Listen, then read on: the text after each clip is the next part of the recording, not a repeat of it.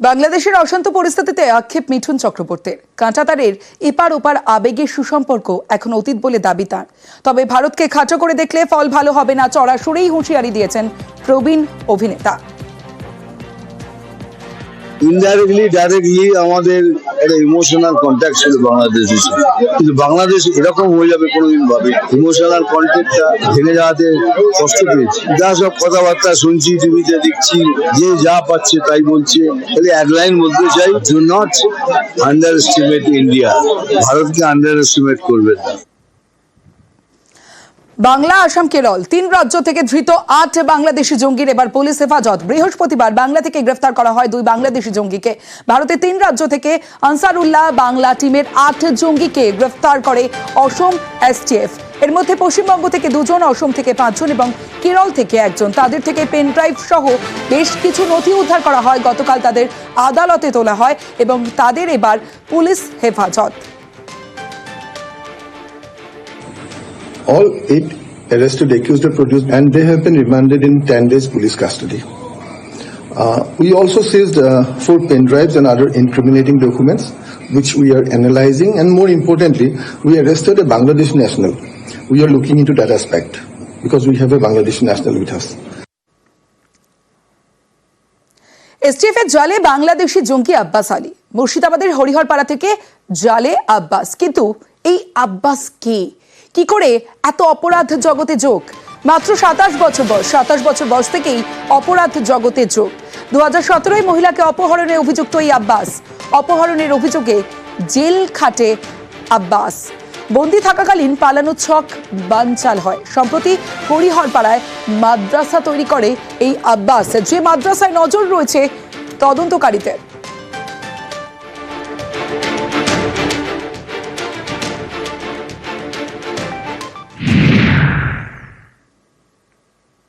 স্বামী স্ত্রী দুজনে মিলেই পাসপোর্ট জালিয়াতি করত। পুলিশের তেমনই অনুমান। নজরে এবার সমরেশের স্ত্রী রেখা বিশ্বাস। গোয়েন্দাদের দাবি পাসপোর্ট জালিয়াতির পাশাপাশি অনুপ্রবেশের কাজেও জড়িত সমরেশ বিশ্বাস।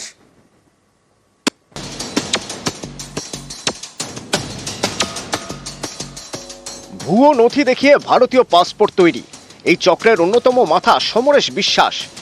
বাংলাদেশে অনুপ্রবেশকারীদের ভুয়ো নথি তৈরি থেকে পাসপোর্ট সবই করে দিত সমরেশ। পুলিশের দাবি বাংলাদেশ সীমান্তে অনুপ্রবেশেও যুক্ত ছিল সমরেশ। তাকে জেরায় উঠে আসছে চাঞ্চল্যকর তথ্য। উত্তর 24 পরগনার ভারত বাংলাদেশ সীমান্তে পারাপারের মাধ্যমেই অবৈধ কারবারে হাতে খড়ি হয় সমরেশের। নজরদারি এড়িয়ে নিরাপদে বাংলাদেশ থেকে ভারতে অনুপ্রবেশের ব্যবস্থা করে দিত সে।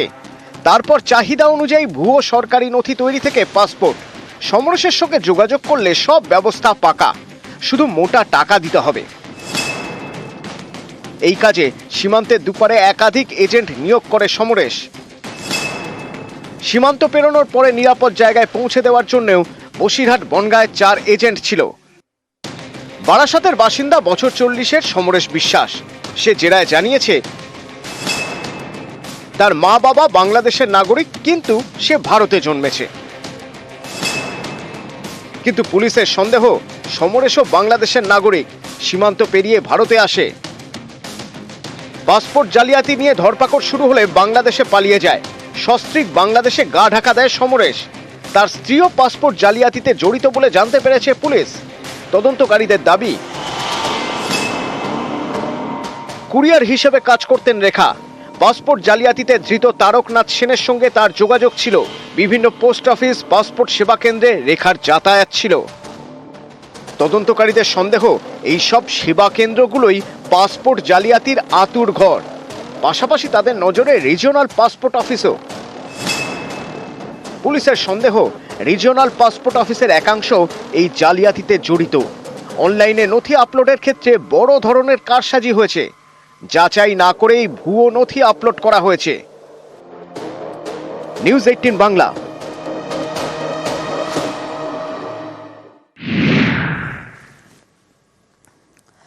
জেলা থেকে সরাসরিতে এবার মালদার সেই সিসি ক্যামেরা ফুটেজ প্রথমে আপনাদের দেখাই। দেখুন সিসি ক্যামেরা ফুটেজ হরিশ্চন্দ্রপুর মালদার, যেখানে একটি শিশুকে বাইকে করে 2 জন দুষ্কৃতী নিয়ে পালাচ্ছে, অপহরণ। আর সকালে অপহরণ, বিকেলে উদ্ধার। মালদায় অপহৃত শিশু উদ্ধার উত্তর দিনাজপুর থেকে। বাইকের সিসি ক্যামেরা যে ফুটেজ, বাইকে করে নিয়ে যাওয়ার সময় যে সিসি ক্যামেরা ফুটেজ, সেই সিসি ক্যামেরা ফুটেজ আপনাদের দেখাচ্ছি। এবং তারপরেই বিকেলে উদ্ধার করা হলো কোথা থেকে? করণদিঘি থেকে উদ্ধার করা হলো। উত্তর দিনাজপুরের করণদিঘি থেকে মালদায় অপহৃত শিশু উদ্ধার করা হয়েছে। ঠিক সন্ধ্যে 6টা, নিউজ 18 বাংলায় জেলা থেকে সরাসরি নিয়ে আপনাদের সঙ্গে রয়েছে আমি তমশ্রী। শুরুতে যে খবরের দিকে নজর রাখতেই হবে, কারণ ত্রিফলা চাপে ইউনূস সরকার। বিএনপি, জামাত থেকে গণ অধিকার পরিষদ সবাই এখন বাংলাদেশের ভোটের দাবি তুলছে। হাসিনা সরকার বিরোধী আন্দোলনকারীদের দ্রুত ভোটের দাবি। দেশের মধ্যেই আস্থা হারাচ্ছে ইউনূসের তদারকি সরকার, এই প্রশ্ন কিন্তু উঠছে। মেরুদণ্ডহীন উপদেষ্টা পরিষদ দিয়ে মোকাবেলা করা যাবে না, জাতীয় সরকার করতে হবে। নির্বাচনের ব্যাপারে ইঙ্গিত দিয়েছেন, ক্রমান্বয়ে সুস্পষ্ট ঘোষণাটাও দিয়ে দিন। ঘোষণাটা হলে এদেশের মানুষের মধ্যে একটা আস্থা তৈরি হবে যে এই সরকার আবার মঈন ফখরের সরকারের মতো নতুন দল গঠন করে ক্ষমতায় বসার অভিলাষ প্রকাশ করবে না। ইলেকশন কমিশন গঠন হয়ে গেছে, সুতরাং ইলেকশন পরিচালনা করবার, কন্ডাক্ট করবার জন্য তার প্রস্তুতি নেওয়ার, তো সেই ধরনের কোনো প্রবলেম তো নাই। এবার বাংলাদেশে নির্বাচিত সরকার গঠনের দাবি। গণ অধিকার পরিষদ থেকে জামাত, বিএনপি সবারই এক সুর।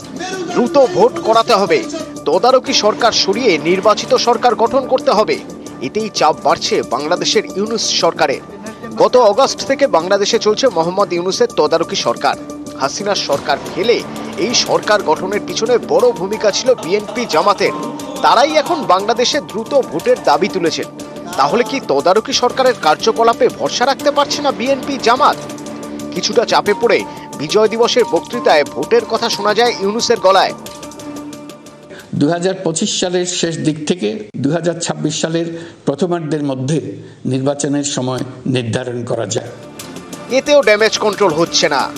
এত দেরিতে কেন ভোট হবে, প্রশ্ন তুলছেন বিএনপি থেকে জামাত নেতারা। মাননীয় প্রধান উপদেষ্টা বলেছেন আগামী বছরের শেষে অথবা তারপরের বছরের মধ্যখানের ভিতরে একটা নির্বাচন অনুষ্ঠিত হতে পারে। ইতিমধ্যে নির্বাচন কমিশন গঠন হয়েছে, আর তিনি নির্বাচনের ব্যাপারে ইঙ্গিত দিয়েছেন, সুস্পষ্ট কথা এখনো বলেননি। আমরা বলবো ক্রমান্বয়ে সুস্পষ্ট ঘোষণাটাও দিয়ে দিন।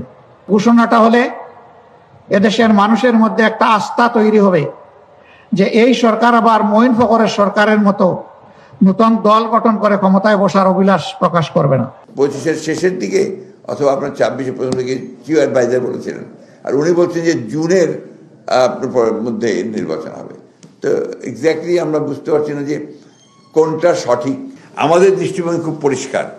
আমরা মনে করি যে আপনার এই ফ্যাসিবাদী হাসিনা সরকারের অধীনে যতগুলো নির্বাচন হয়েছে সমস্ত নির্বাচনগুলো অবৈধ হয়েছে। হাসিনায় না খুশ, মোহাম্মদ ইউনূসের সরকারের বিরুদ্ধেও সরব। বাংলাদেশের প্রধান উপদেষ্টার দায়িত্ব পেয়ে পাকিস্তানের সঙ্গে কূটনৈতিক সম্পর্ক মজবুত করার চেষ্টা করছেন মোহাম্মদ ইউনূস। কয়েক মাসের মধ্যে শাহবাজ শরীফের সঙ্গে মোহাম্মদ ইউনূসের 2 বার বৈঠক হয়েছে। কিন্তু আগে তো ঘর সামলাতে হবে। হাসিনা বিরোধী রাজনৈতিক দলগুলোই এখন চাপ বাড়াচ্ছে তদারকি সরকারের উপর। মেরুদণ্ডহীন উপদেষ্টা পরিষদ দিয়ে মোকাবেলা করা যাবে না। আপনারা যদি সহায়তা দিতে ব্যর্থ হন, জানুয়ারিতে আমরা প্রধান উপদেষ্টার কার্যালয় ঘেরাও করবো। মাজা ভাঙ্গা, কোমর ভাঙ্গা, মেরুদণ্ডহীন উপদেষ্টা পরিষদ দিয়ে মোকাবেলা করা যাবে না, জাতীয় সরকার করতে হবে।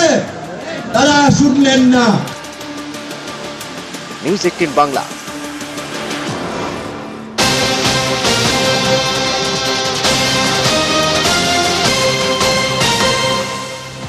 ওপারে লাগাতার অশান্তির নিন্দায় সরব ইসকন। ধর্মীয় স্থান সংখ্যালঘুদের উপর হামলায় তীব্র নিন্দা। পদ্মাপাড়ে সম্প্রীতি ফেরানোর একাত্তা দাবি ওপারের, ইসকনের এপারের। আর বাংলাদেশের তদারকি সরকারের উপর চাপ বাড়িয়ে দাবি।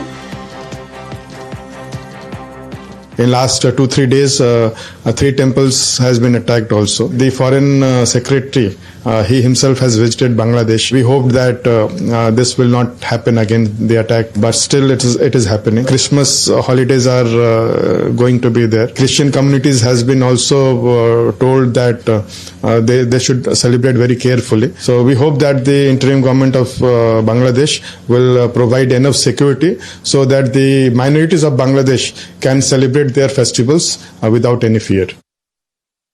इस्कॉन और बाकी जितने भी अल्पसंख्यक हैं बांग्लादेश के इस तनावग्रस्त परिस्थिति को लेकर बहुत चिंतित हैं और जितने भी हिंदू अल्पसंख्यक हैं उन लोगों की सुरक्षा के विषय में हम लोग बहुत अधिक चिंतित हैं। हम बांग्लादेश सरकार और सभी वहां पर अधिकारीगण, पुलिस इत्यादि से निवेदन करते हैं कि वहां के सभी नागरिकों को, विशेष रूप से अल्पसंख्यकों को पूर्ण रूप से सुरक्षा दी जाए। हमारे जितने भी वहां पर मंदिर हैं उन मंदिरों की सुरक्षा हो, उन विग्रहों की सुरक्षा हो और उन भक्तों की सुरक्षा हो।